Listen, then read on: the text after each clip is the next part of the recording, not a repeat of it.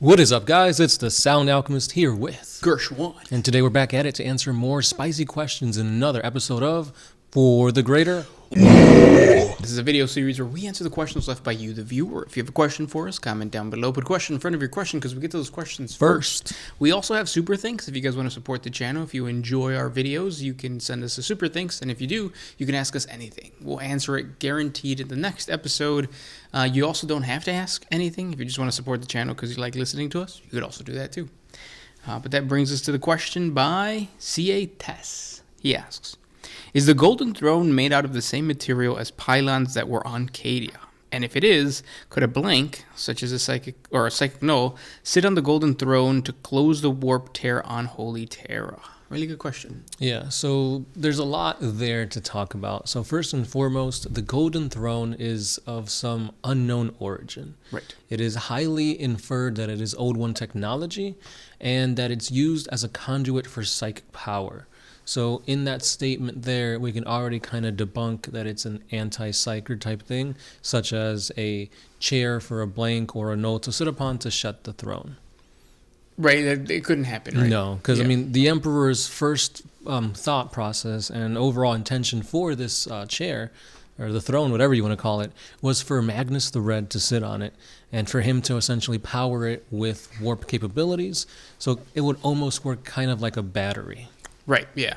And so Magnus would be the battery, the Emperor would be the battery, and if you put a blank, it's just like putting on a dead battery. Right, like a rock. Yeah, like if you have like a camera and you put a rock in where the batteries go, you can't do anything. Right, yeah. Yeah. And I think like it's more akin to the Blackstone Fortress in the same way that like it could be used for good or bad. It could be used as the webway portal, but it could also be used to just like sustain the Emperor of Mankind, absorb energy instead of pushing the energy out. And that's exactly what the pylons on Cadia are, Blackstone, Noctilith, which that works more like how you were talking about, where it could absorb psychic energy and shoot it out, or use it as a nullifier. Right, yeah. But either way, like it's really complex and something that GW is probably going to talk about later on, but we'll see. We did get an awesome image of what the Golden Throne looks like. It's this massive thing with a bunch of custodians standing guard, and it looks really cool. Yeah. Next question. I got one by Visor3410. What would happen if Vulcan would kill Lucius the Eternal and take pleasure in doing so? As always, great job, and greetings from Poland. What's up from Poland? Or from the U.S. to Poland. The reason why that would be cool is, I guess we have to explain. So let's go ahead. I'll start by explaining Lucius, and you can go explain Vulcan, and then we'll see what happens with these two, because they're vastly different than any normal being in 40K.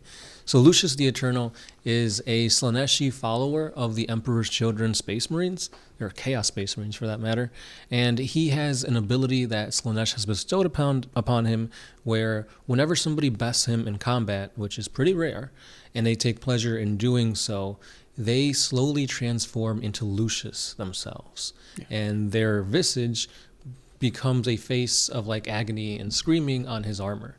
So whoever kills him becomes Lucius the Eternal, and that is a way of him kind of never being able to be outright killed, because he always comes back. Yeah. And then Vulcan is a perpetual. He can't be killed. So in the process of killing, or not killing, but in the process of becoming Lucius, does the previous person die? That's up to, that's kind of like... Yeah, it's open to interpretation. Yeah. Like, perpetuals die, but they come back, as we saw when Vulcan was captured by Conrad Kurz, and he was just torturing the crap out of him, burning him with like jet engine fuel, decapitating him, and he just kept coming back. So would Lucius come back? I would think so. Right, so would Lucius come back? That's like one of those questions where it's like, more than likely what would happen is that Vulcan killing Lucius, he would start turning into Lucius, right? Because he killed him, getting pride in that, and then somehow breaking that curse so that he can come back as a perpetual. Like his existence would still be alive. So like, kind of like Fulgrim when he was trapped by the painting, the demon. Yeah, like he's just basically in a tunnel. So Vulcan would be there, Lucius would be in control, and then Vulcan the perpetualness of Vulcan, the soul, the core, everything would just kind of be hidden in the back instead of just outright dying, is what I think would happen. Right. So that if somebody were to kill Lucius again, would Vulcan's perpetualness bring Vulcan back? Yeah, I think and then that's that what other person would become Lucius? Yeah, I think that would be like the easiest way so that you don't kill either of them. Because Right. technically they're both perpetuals. Kind of. When, like, In a way, yeah. But it's really up to like whatever author picks up on that stuff. But yeah. Good question. Yeah, very thought-provoking. Next one comes from Senor DT. Will the number of regular Space Marines, not Primaris, grow now that Gilliman is back? Yeah. You saw think that. so? Well, we saw that. Regular ones? Right? Or, I guess, Firstborn, right? Yeah. I I feel like they're slowly going to die out, and they're just going to get replaced by the Primaris. think it really depends on like the chapter, right? And what the chapter decides. Yeah, overall, yes. Yeah. But more and more chapters are becoming Primaris. yeah. Because at first it was like certain chapters were like, no, but then GW was like, well, we can't have this. Like, Right, yeah. We need this to become the new norm. So eventually they came to accept the Primaris. Right. So with Gilliman coming back, probably, you're right, not. Next one. Martin Santa. What two 40k species combined into a single hybrid being would make the best fighter? In my opinion, it would be a Kroot Shaper, or like a Kroot, I should say, because it like consumes and like grows whatever it is, or adapts to whatever it's fought and consumed, and then probably some type of like big baddie, like an Ogren or something. Okay, yeah. I would go ahead and say a mix between an orc and a Tyranid. Yeah. Okay. Yeah, that's way better. Yeah, because that's essentially what you were saying, just like boom to the next level. Right. Yeah. And I think that's what was the whole thing with the Octarius sector. Like GW, I think, was setting it up so that you have whoever wins the fight between the orcs and the green or the Tyranids, you were gonna have like a super race after that. Oh right, yeah. Either Tyranids that have consumed so many orcs that they have just become like part of that like aggressive, like just I don't know, like orcs.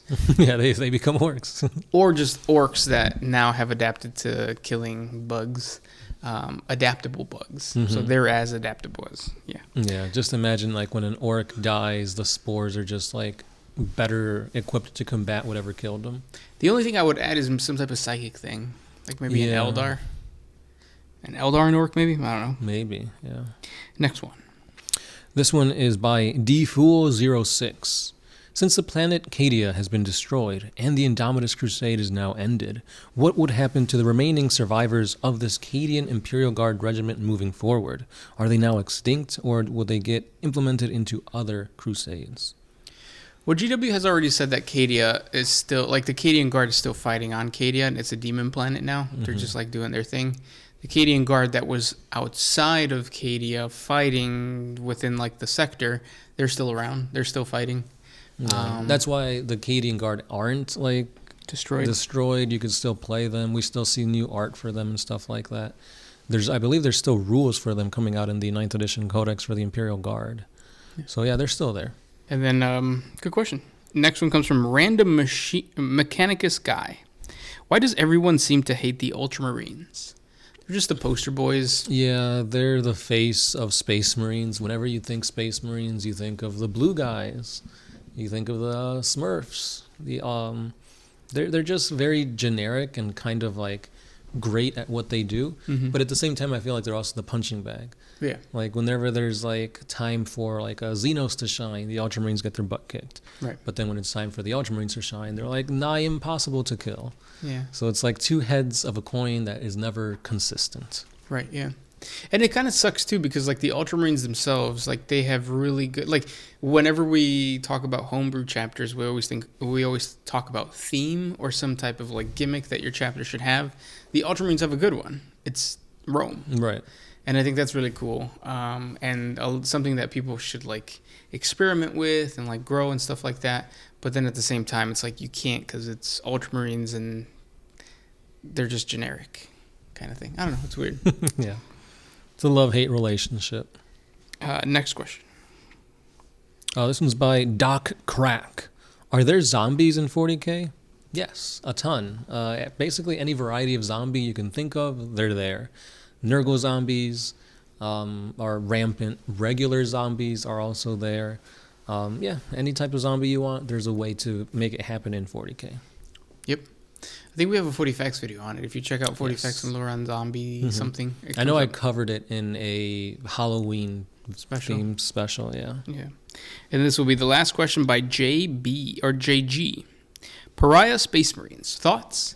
It still makes me angry because, like, who were they? The successor chapters of the Grey Knights. The Exorcists. The Exorcists were supposed to be the Pariah Space Marines. It was in the lore, and then it got retconned. And now they're not even, like, connected to the Grey Knights at all. They're connected to the Imperial Fists. So it existed, and GW did away with it. Yeah. A really cool, awesome theme that might have been too badass for GW went away. And it went away around, like, the time that Sisters of Silence came out, right? They were like, no, let's keep the Sisters of Silence the pariahs of the Imperium. Right. But it's like, no, they should have kept it, in my opinion. Yeah, same. Yeah. But those were the questions for today.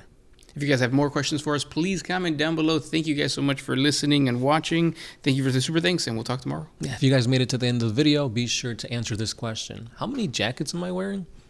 3. Answer below. But as always, it's the Sound Alchemist here with Gersh1. And we are out. Always